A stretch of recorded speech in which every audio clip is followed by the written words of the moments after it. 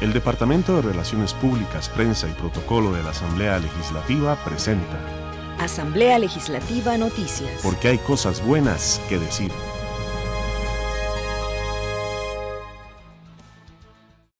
Diputados declaran feriado el 1 de diciembre para conmemorar Día de la Abolición del Ejército. Autoridades judiciales piden revisar penas por robo de combustible. Extesorero cuestiona esquema de trabajo en campaña del 2010. Vamos al detalle de las informaciones. Rosa Espinosa, director del OIJ, dieron su criterio en la Comisión de Ambiente al expediente 21.447, que busca imponer penas por dañar poliductos, robo, trasiego de combustible y sus derivados. Para el presidente del Poder Judicial no se puede criminalizar en exceso y se debe valorar la proporcionalidad y razonabilidad de las penas. Les comparto algo. Yo, después de estar muchos años en lo penal, tengo mucha desconfianza de los castigos, sinceramente, y casi en todo uno lo ve así. Eso no significa que para lo más grave siempre deba haber un castigo, pero la visión de un Estado social debe ser siempre muy diversa y plantearse bien qué bien jurídico estamos tutelando aquí como para poner una pena muy alta. Siempre lo imponderable es que el ser humano, aunque usted lo castigue, muchas veces ese castigo no lo hace cambiar. Esto no lo digo como abolicionista porque no lo soy. La fiscal general reafirmó la importancia de regular el tema. Yo lo que sí solicitaría tal vez o propondría es que sí tiene que haber una diferencia entre todas las conductas, porque yo no puedo sancionar igual a quien financia el robo del combustible, como al que lo transporte, como al que lo tenga almacenado en una bodega. O sea, tiene que haber una diferencia, aunque pertenezcan las personas a un mismo grupo criminal o colaboren en diferentes maneras, ¿verdad? Complicidad o coautoría, tiene que haber una diferencia entre cada una de los tipos penales. Por su parte, el director del OIJ pidió a los legisladores mayores facultades para la investigación que realizan. El diputado socialcristiano Erwin Macís reafirmó la importancia de la propuesta. Yo voy a mantenerme en la tesis de que las penas deberían ir a ese nivel en el cual se están estableciendo. Y quizás sí, un poco draconianas, ¿verdad? Pero, o podríamos llamarlas disuasorias, pero creería yo, digamos, que si se requiere que ese proyecto vaya a tener un impacto en la sociedad y en quienes están en este ilícito. La presidenta de la comisión, Paola Vega Rodríguez, pidió a las autoridades judiciales el acompañamiento para revisar el tema de las penas. Este expediente continúa su análisis en la comisión a la espera de ser dictaminado y enviado al plenario legislativo para su trámite final. El plenario legislativo aprobó declarar como feriado el Día de la Abolición del Ejército. Con esta iniciativa, el Poder Ejecutivo tendrá la obligación de organizar actos oficiales para la conmemoración de esta fecha. Los legisladores celebraron el que se reconozca la decisión del expresidente José Figueres Ferrer, quien el 1 de diciembre de 1948 en el cuartel Bellavista dio por finalizadas las funciones de las Fuerzas Armadas costarricenses.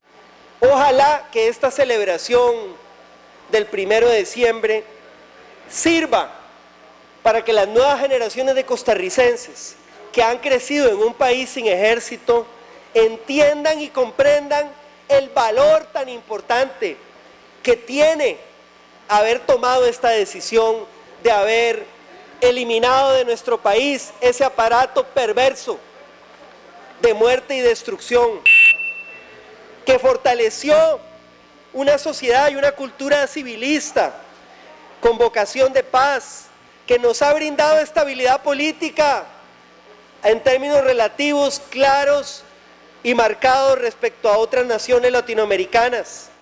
Ha llegado la hora de formalizar mediante ley de la República la conmemoración de un acto fundante de nuestra vida democrática.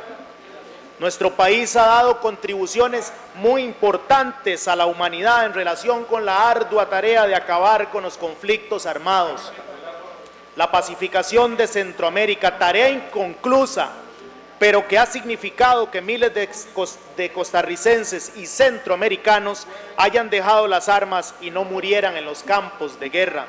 La nueva legislación contempla la declaratoria de ese día como feriado de pago no obligatorio. Este año nuestro país celebró 71 años de la abolición del ejército.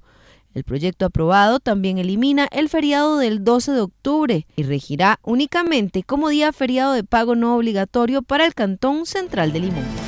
Rosa Monge, presidenta de la Asociación de Rectores de las Universidades Privadas de Costa Rica, UNIRE, planteó ante los diputados de la Comisión de Asuntos Sociales dudas sobre la reforma a la ley de CONESUB.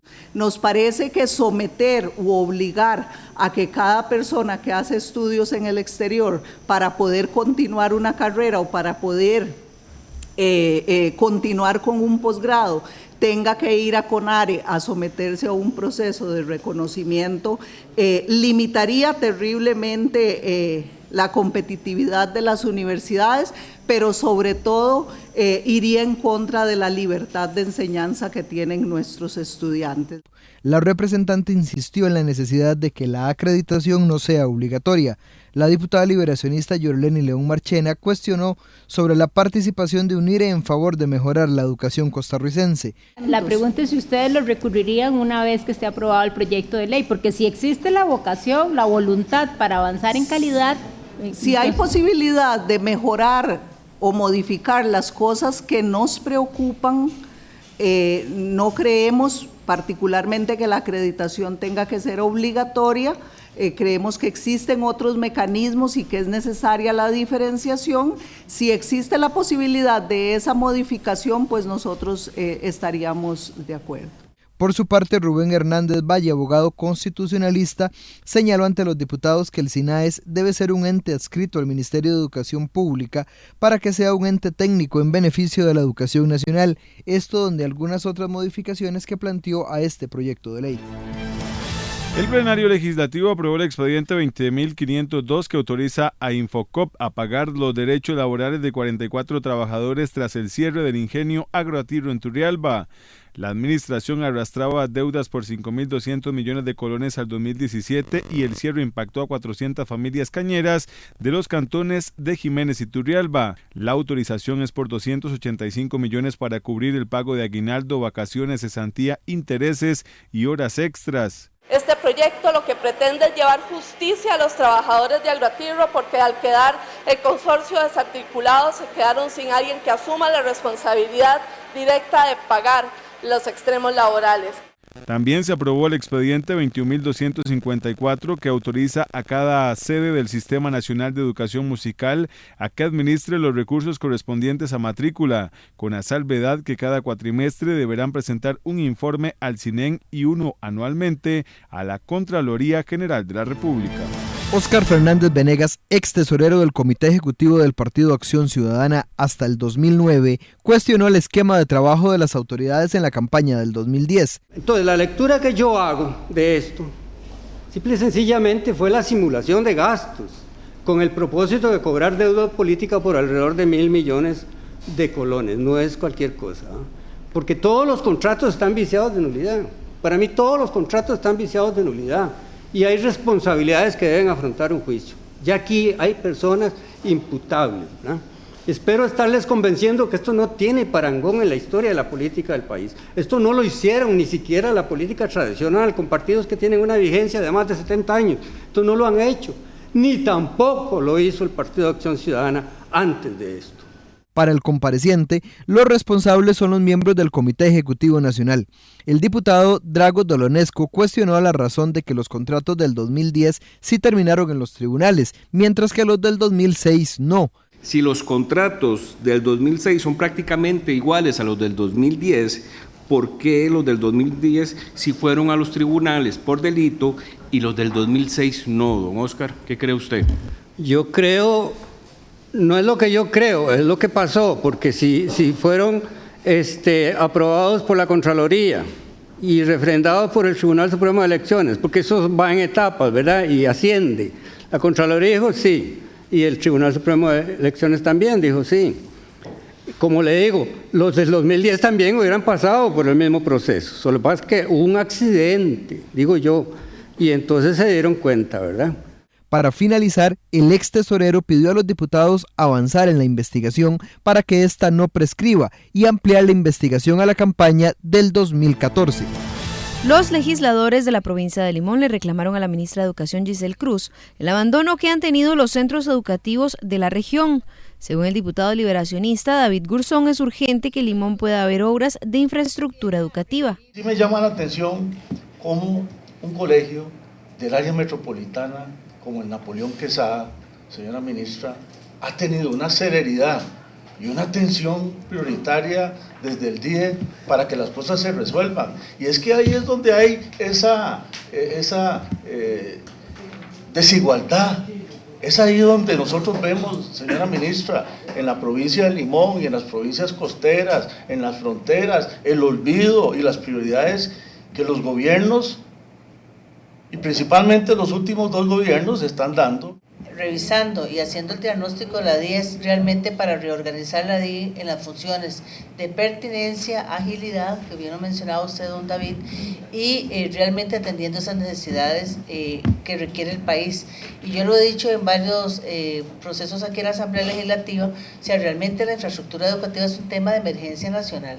Nosotros tenemos de los 4.441 centros educativos, al menos 2.000 centros educativos que requieren una intervención en infraestructura de una u otra índole.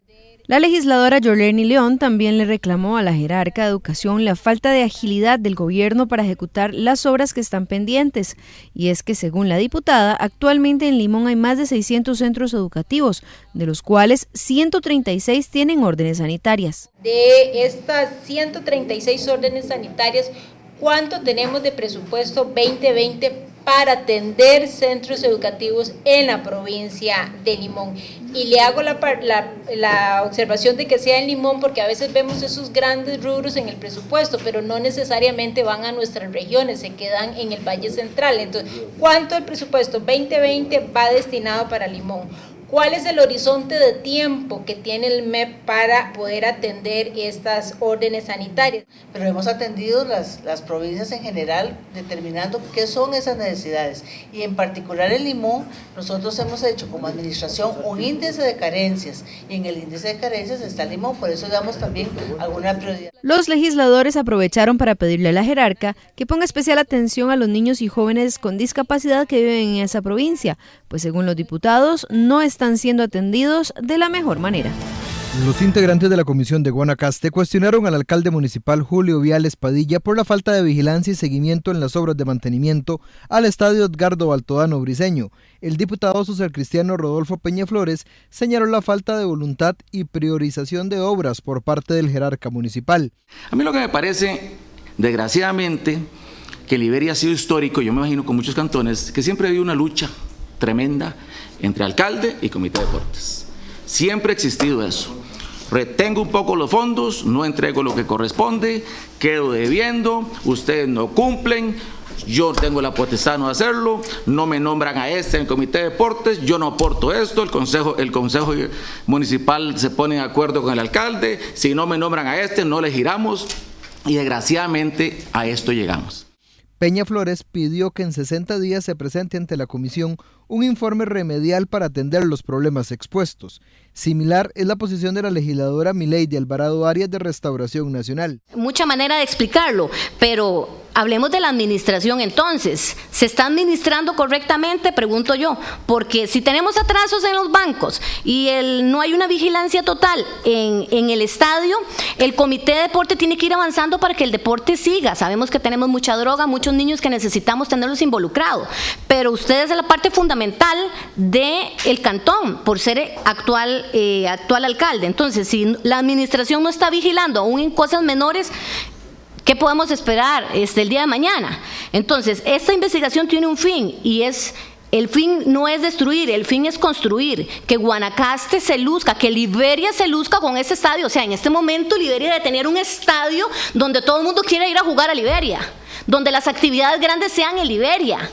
De eso se trata, no de menguar, sino de aumentar. El arquitecto estructural Norman Urbina Castellón, encargado de realizar un informe a pedido de la alcaldía sobre las condiciones del inmueble, indicó serios problemas en la planta de tratamientos, fuga en las paredes, ascensores en mal estado y problemas de iluminación. Para el alcalde se necesitan cerca de 500 millones para rescatar el edificio. Yo le pregunté al ingeniero municipal que qué era lo que había pasado, porque como comprenderán, eso se hizo en la administración anterior, y me dice que durante el proceso de construcción se hicieron una serie de modificaciones que inclusive ni siquiera el Comité de Deportes aprobó. Eran modificaciones que se hacían en la carrera debido a que se necesitaba tener el estadio con una fecha determinada y se modificaron cuestiones. Me imagino que ahí es donde está el problema del actual deterioro, de mucho de parte de ese deterioro, de que se hicieron modificaciones en detrimento de la calidad, y eso genera un problema gravísimo. Ahorita, ¿verdad? Para rescatar ese edificio, consideramos que anda por ahí de los 300 a 500 millones rescatarlo. Por su parte, los miembros del Comité Cantonal de Deportes de Liberia se libraron toda responsabilidad, ya que ellos asumieron en el año 2017. El Departamento de Relaciones Públicas, Prensa y Protocolo de la Asamblea Legislativa presentó Asamblea Legislativa Noticias. Porque hay cosas buenas que decir. Si tiene alguna consulta sobre el Congreso, puede visitar el portal legislativo www.asamblea.go.cr. Además, puede seguir las transmisiones del plenario en dicha web a las 2:45 de la tarde de lunes a jueves. En YouTube somos Parlamento CR, en Facebook somos asamblea.legislativa.Costa Rica y en Twitter nos encuentra en @asambleacr.